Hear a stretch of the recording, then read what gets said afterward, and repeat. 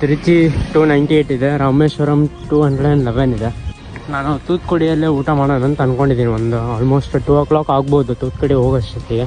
ಊರು ಬಂದಿತ್ತು, ಅಲ್ಲೇ ಫ್ರೂಟ್ಸ್ ಮತ್ತು ಇದು ಇತ್ತು, ಕುಕುಂಬರ್ ಇತ್ತು, ಸೌತೆಕಾಯಿ.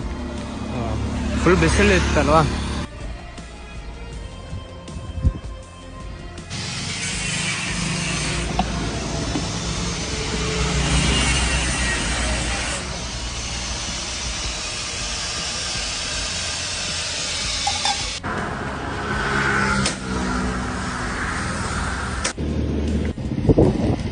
ತಮಿಳ್ನಾಡು ಹೋಟೆಲ್.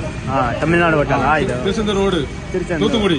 ಓಕೆ ನೋಡ್ರಿ, ಇದೆ ರಾಮೇಶ್ವರಂ ರೋಡ್ ಇದೆ.